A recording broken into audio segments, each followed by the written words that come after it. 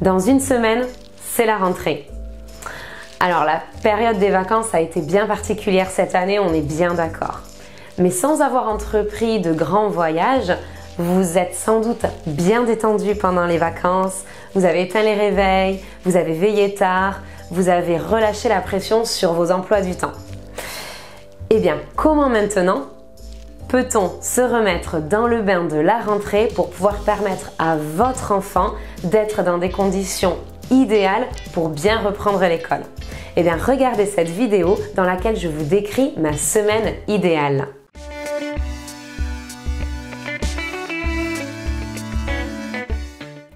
Alors pour être en pleine forme, le jour de la rentrée, il va déjà falloir prendre soin de la routine de sa journée. Parce que se coucher tard, se lever tard ou manger à des horaires décalés, c'est le lot des vacances.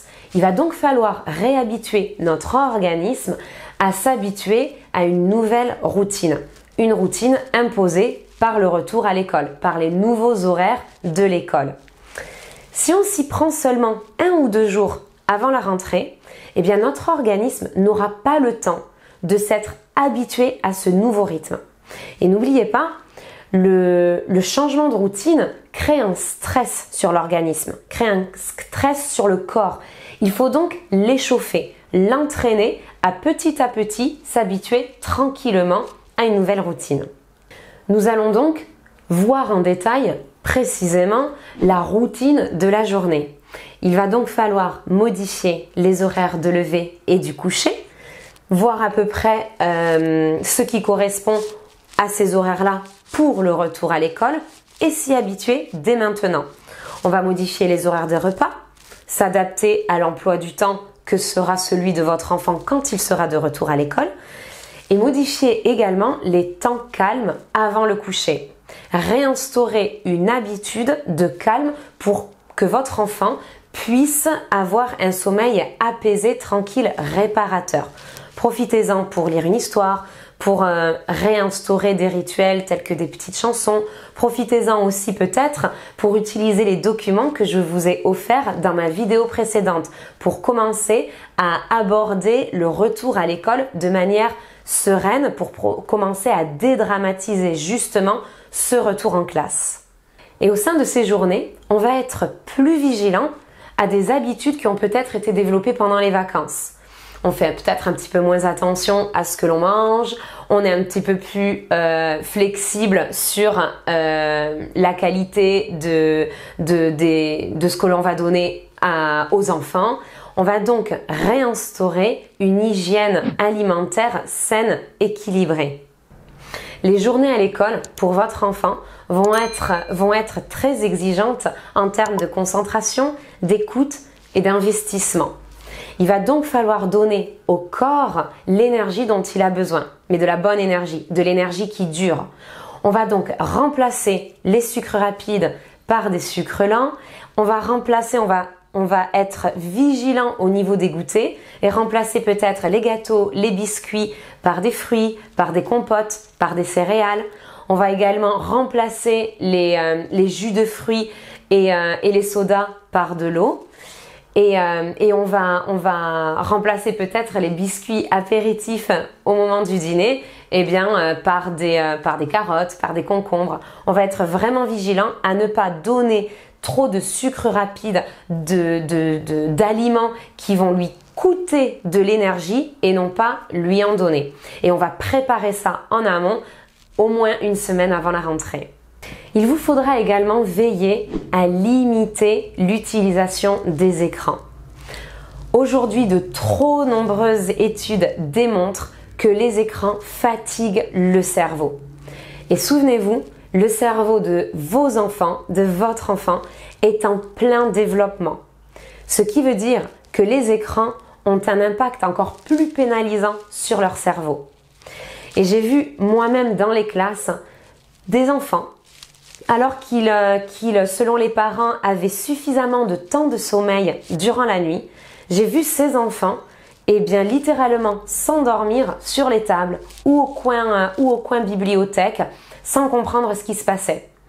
Après avoir fait des recherches avec les parents, on a essayé de faire un petit peu le point sur ce qui se passait, sur les habitudes, et on a réalisé que ces enfants passaient trop de temps devant les écrans. Quand les parents ont essayé de limiter justement ce temps-là, la différence a été absolument incroyable. On néglige bien trop souvent l'impact des écrans sur le cerveau des enfants. Donc pour être en pleine forme pour la rentrée, limitons ce temps-là. Il est évident que nous vivons dans une société dans laquelle les écrans sont présents, mais nous, adultes, avons une responsabilité pour contrôler le temps que les enfants passent devant. Donc une semaine avant la rentrée, après les vacances, il est bien de réajuster cela et de donner peut-être 20 minutes, 25 minutes, 30 minutes maximum d'écran par jour à vos enfants. Et alors à la place de cela, on va essayer de privilégier des activités qui permettent de réactiver la mémoire et la concentration. Alors pour cela, ressortez les jeux de société que votre enfant adore jouer avec vous. Ressortez les jeux de dames, les jeux de loi, les jeux de mémoire également, qui sont un excellent support justement pour travailler la concentration. Il n'y a pas forcément besoin d'en acheter, vous pouvez même en fabriquer vous-même avec votre enfant. Soit dessiner dessus, soit écrire dessus. Retrouver des mots semblables dans le jeu de mémoire. Vous pouvez également trouver des petits jeux de calcul à faire ensemble, des jeux de dés que l'on peut trouver facilement dans le commerce ou que vous pouvez trouver en ligne sur internet et à fabriquer vous-même ou alors à imprimer. Pour les petits jeux de calcul, n'hésitez pas à utiliser un simple jeu de cartes pour pouvoir jouer à la bataille et le décliner en trois niveaux différents. Le niveau 1, classique, chaque personne a son tas de cartes, on retourne une carte chacun et on voit qui gagne, qui a le nombre le plus grand. Niveau 2, vous pouvez chacun retourner 2 cartes. Et alors là, on fait l'addition de chaque paire pour voir qui a gagné. Le niveau 3, on retourne également 2 cartes, mais cette fois-ci, on opère une multiplication pour voir qui emporte les 4 cartes. Ces petits jeux-là vont aider votre enfant à se remettre tout simplement dans le bain de la réflexion. Et vous avez en ligne des ressources absolument fabuleuses pour travailler les mathématiques, la conjugaison, le vocabulaire de manière très légère, très ludique, en tapant sur internet jeux de numération pour enfants de 4 ans ou jeux de conjugaison pour enfants de 7 ans. Il n'y a pas forcément besoin d'y jouer en ligne, même si cela peut faire partie des 20 minutes par exemple par jour, mais ce sont aussi souvent des jeux à imprimer tout simplement ou à reproduire sur une feuille vous-même, à découper ou autre avec votre enfant. Et en parallèle, à la préparation de cette rentrée, pensez à faire le point avec votre enfant sur les vacances que vous avez passées ensemble et vous rappeler des meilleurs souvenirs de vacances. Parce qu'il s'agit là, bien sûr, de clôturer un chapitre également, de le clôturer tranquillement, sereinement.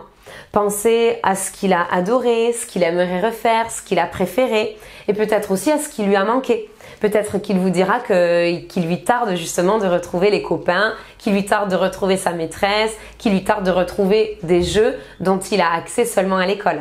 Et enfin, profitez des dernières journées de vacances. Essayez de planifier ensemble ce qui vous plairait pour ce que vous aimeriez partager ensemble durant ces dernières journées. Peut-être une visite à la ferme ou un pique-nique ou une longue balade en vélo. Essayez de réfléchir ensemble à ce qui pourrait vous remplir de bonne énergie ensemble pour que votre enfant puisse avoir en tête qu'il reste encore des journées de vacances et qu'on va en profiter jusqu'au bout et se créer des souvenirs jusqu'au bout. Il aura alors de quoi raconter à ses copains à la rentrée. Et si ce n'est pas déjà fait, je vous encourage à regarder ma vidéo précédente pour apaiser l'angoisse de la rentrée avec votre enfant et à télécharger gratuitement mes documents qui viennent du pack rentrée sur mon site aide-moi-à-grandir.fr. www.empathie.com ou alors tout simplement en bas dans le commentaire de la vidéo, dans la description de la vidéo. Et si vous aussi, vous avez des idées particulières pour passer une semaine idéale avant le retour en classe, eh bien n'hésitez pas à les indiquer en commentaire. Et alors maintenant, votre enfant va reprendre le chemin de l'école. Il va donc y découvrir des concepts très académiques, apprendre des mathématiques, le français, mais surtout apprendre à vivre dans une communauté. À l'école, on apprend à vivre ensemble, on apprend à s'écouter, on apprend à se respecter, on apprend à exprimer ses besoins. Et cela, ça passe par un concept bien délicat mais ô combien passionnant, l'empathie. De nombreuses études ont montré qu'un enfant empathique pourra développer des relations sociales équilibrées, saines et devenir un adulte bien dans sa tête, bien dans sa peau.